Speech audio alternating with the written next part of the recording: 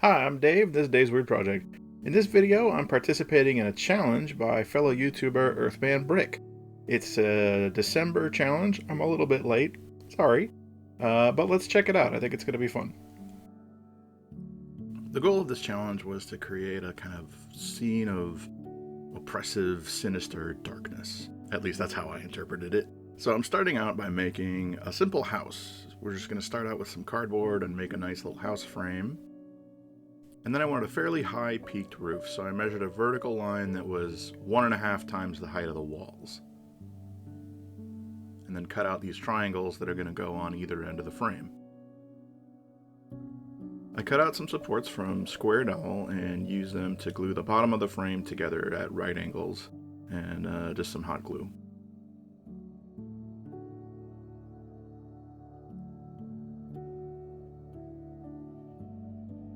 Then just glued on the triangles at each end to form the peaks for the roof. I put a few more blobs of hot glue at each corner of these triangles to just give them a little bit more support.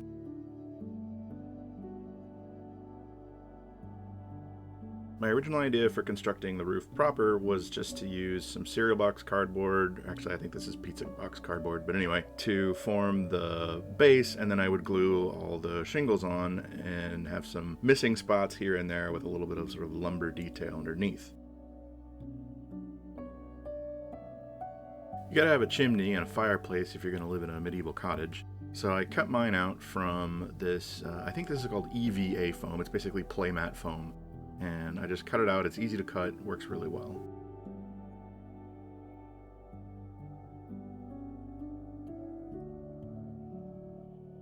I used the knife to score in some brick lines and widened them with pencil, and then glued the whole thing on with tacky glue. This meant the roof was going to need a notch for the chimney, so I cut that out.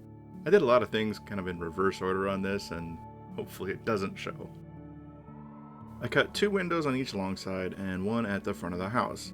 I wanted actual empty windows because I was going to try to do something with light on this one, and I wanted it to be able to show through.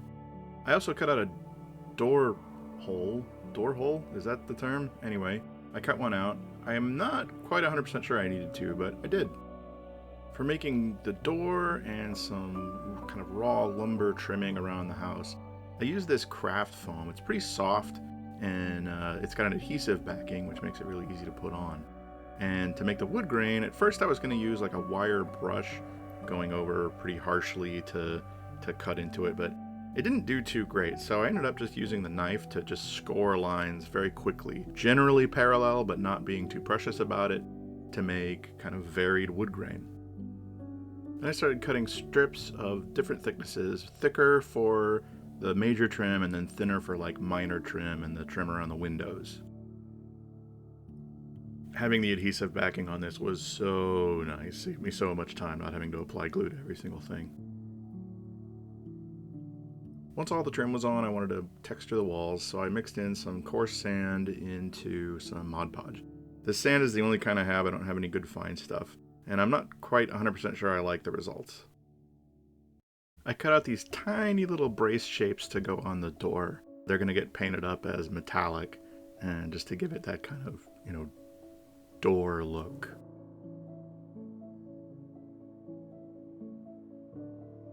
I wanted a lumber look to be visible under the shingles in the few spots where they were missing, and also if you were to look at it from the edge. So I used popsicle sticks at first, glued to the roof piece that I made. And then I decided that was stupid. I could just use the popsicle sticks themselves. If I was going to do that, I was going to need a couple more supports in the middle so that there was enough to glue them onto. I started by gluing them on with tacky glue, which didn't really set fast enough to make them hold, so I switched to hot glue.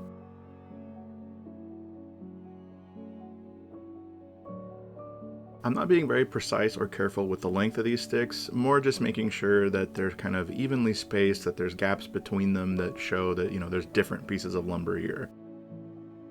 And the reason I'm not being too careful is I'm just going to come through with my Dremel tool afterward to chop off the ends and make it nice and even. I bought this Dremel tool 20 years ago, maybe a little later, but it has been invaluable through the years. I highly recommend one. It's a very good investment. Time to make the shingles. So making the shingles on this one was actually not that difficult. Gluing them, yeah, that's a different story. It wasn't difficult, it just took a really long time. The last little build detail is some beams. I wanted one on the top and a few poking out at the edges of the roof from underneath, like they're support beams. I just used that same square dowel that I used for the inside supports on the frame. Then I used the utility knife to just kind of attack it from different angles and cut out little slivers to make it look kind of hewn. And just added a few shorter ones to make it look like the support beams coming out from under the roof. Finally, time to paint it. I seal the whole thing with black Mod Podge. And then I use different gray values to color the shingles kind of randomly so they end up looking a little bit different from each other. And then covering the whole thing with some thin layers of brown. Those gray values work together with the brown to make a nicely varied look. I wanted the exposed lumber from underneath the shingles to be a much brighter value. So I went for a very pale yellow. I had to kind of mix and match several different times to get something that I thought looked okay as sort of a blonde pale wood. I used the same color to dry brush against the edges of the shingles to make them look a little bit worn. I used very light cream color to paint the walls themselves. I thought this contrasted nicely with the relatively darker roof and the color I was going to go for on the lumber trimming around the house. I used some stippling techniques to put some gradually darker tones near the bottom of the walls to give the impression of age, that it's darker near the bottom, that's where more water has collected, that kind of thing.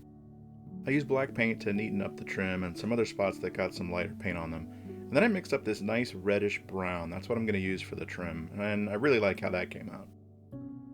I made the door dark blue just to add a little bit of hue contrast in here as well. Everything else was kind of in the yellowish brownish range, and I wanted to add just a little bit of something different. I did up the chimney in just a simple medium gray, and then did a black wash over pretty much everything. Then make sure to add that silver color to the door bracings for that good door look. Now if all I wanted to do was just make a little house, I could be done. But this is a challenge, and we're gonna keep going because we need to add that spooky flavor. So next, I'm gonna need a base for this, a little bit of a landscape around it. So I cut one out of Dollar Tree foam board, and I cut a second layer just to put the house on so it was a little bit raised up from the rest of the base. When I read the narrative piece that earthmanbrick provided to sort of inspire and give us ideas for what to do, the first thing that came to me was very Lovecraftian. So I need tentacles. I found this little package of plastic toy snakes at the dollar store, and I just thought that the ends of their tails looked pretty good, so I cut 4 of them off to be little tentacles. I want to give these the look of kind of erupting out of the ground and reaching toward the house. So I used cast-offs from cutting the base to make little mounds and then glued the tentacles inside. I wanted a few little bits and bobs outside the house to really sell the idea of a lived-in structure. So I started by making a little wood pile out of round dowels, 2 different diameters. Then I used toothpicks to make a little drying rack. At first I thought I might hang a little fish from it, but I decided just a little bit of tanned hide hanging off of it would work better. Plus I don't know how to sculpt fish. I also have this little bucket. It came from a Christmas ornament that my wife found. We don't know actually which ornament it went to, that might be lost, but it's just like the perfect size to be a little bucket outside this house. Next I wanted to seal in the base with kind of a protective layer. So I'm using this idea I got from Black Magic Craft. He did a video about Underdark pieces. It's really good, you should go check it out. You use acrylic caulking and some baking soda and a little bit of paint if you want to. I put some paint in to make this putty kind of stuff that you spread over the whole thing. I didn't do the best job smoothing it all out, but most of this is going to get covered anyway by flocking, so it's not really a big deal. I decided that color wasn't dark enough though to look like sort of rich soil or maybe damp soil that this house is sitting on. So I came back with a much darker brown and covered the whole thing again. Now that the base looks like chocolate cake, I want to do something to make sure that I can put the house on and take it off again. I want the house to be detachable for 2 reasons. One, I can get easy access to the light thing that I'm going to put inside. And 2, I want to be able to use the house as scenery without the whole base involved if I just want to have a little house on a medieval board. So I use this fairly thick square doweling to make a little H-frame that will fit snug inside the base of the house. You can kind of slide it on there and it'll stay put. and it doesn't take a whole lot of effort to pull it off, but it's not going to just wiggle off on its own. The first image that came to mind when I started thinking about this challenge was that of a shadow, a looming shadow over some small, innocent house. And I thought a shadow of a hand would be really cool. So I took a picture of my own hand, kind of grasping in a menacing way, as I do. Took that into photo editing software and shrunk it down a little bit, made it into a black silhouette. Printed that out, and I glued it to some cardboard and then cut that out. Now, I'm not just going to have a cardboard cutout of a hand hanging over this thing. That'd be silly. What I want to try is to shine a bright light behind it and then paint the shadow in, simulating the shadow with paint. Sort of the opposite of OSL, I guess. I want to put a few more details on the base before I do that, though, just to make it look a little more lived in, a little more real. So I'm going to cut out some stepping stones that might be laid as a little path around the house, maybe out to some road. And I'm going to use egg carton to do that, because it's nice firm material. It's got a nice thickness to it, but I think it'll take paint well. The texture on it will, I think, look okay. I also took a few minutes to paint the tentacles with black Mod Podge, just to coat them and prime them a little bit, and then with a darkish purple, just to give them a kind of otherworldly, weird look. I also worked on a little accoutrement that we're going to sit outside the house, the wood pile, the bucket, and the little drying rack. Just painting them with black and then coming in with some browns and lighter browns. Then I came at the stepping stones with gray just to make them look stone-like. And also then dry brush them with a lighter gray just to give them a little bit of pop. Not too much pop, just enough. Next I want to start painting the shadow onto the ground. Even though I'm going to flock over it, I wanted to have the darkness underneath. That sounds super emo, but I wanted to have the darkness underneath so that, you know, it would still show through the flock, and then I was going to darken the flock as well. I started with just the black wash inside the lines of the shadow, but it didn't really hold up well enough, so I went to a super dark brown, not full black, but a super dark brown. I periodically flipped the work light back on to see how I'm doing without the stark shadow. And then began the flocking saga. At first I thought I might try to make flock out of twine. I saw Bard's Craft do it one day and it was pretty cool, but it turned out to be really labor intense and I could not get it to come out as anything more than weird little hairy clumps.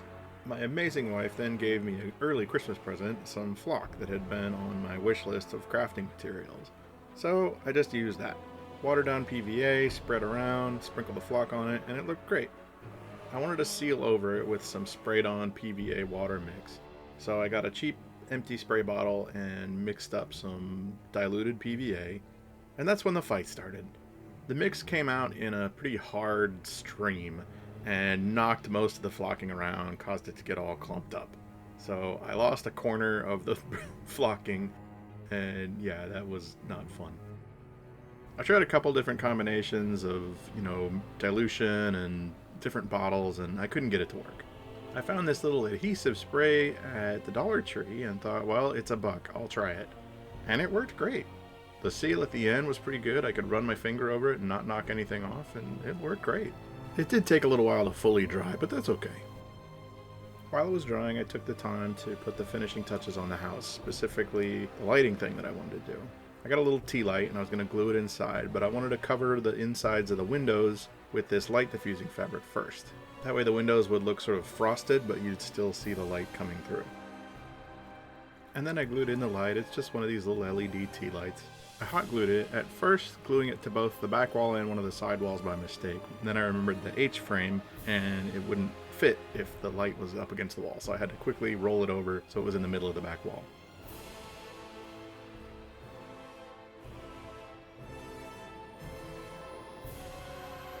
To finish off the shadow, I came in first with a black wash, but I didn't think that was going to be strong enough. So I followed it up with a very dark green, just to really try to sell the idea that there's a shadow looming over this thing, that the difference in light values is that stark.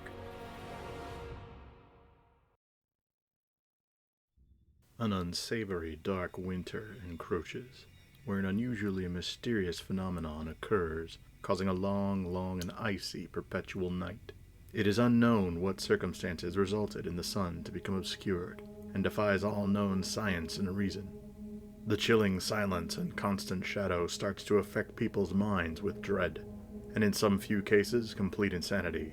But that is not the only concern, as there are other terrors that emerge from the everlasting darkness. Perhaps it is all legend and the ravings of men gone mad, but this is the seemingly rare historical season prophesied and recorded in ancient times. Obsidian Fall, a once assumed mythological doomsday event turned reality, where the cold night lasts weeks on end and brings forth unseen nightmares made into reality. I had a lot of fun doing this. There were a lot of ups and downs. I'm pretty pleased with the final result. I think the shadow came out okay and everything else looks good, and it's pretty neat. Thank you so much to earthmanbrick for inviting me. Please check out his channel. He does amazing scratch builds, and there are links to other participants in the challenge. I'm going to make sure Terry puts them down below. Please check them out too. I think everybody had a good time with this. It was pretty neat. Let me know what you think in the comments. If you have any challenges that you've done that you enjoyed. Maybe suggestions for new challenges. That could be fun too. And please like and subscribe and do all that stuff. Maybe share. And until next time, take care everybody.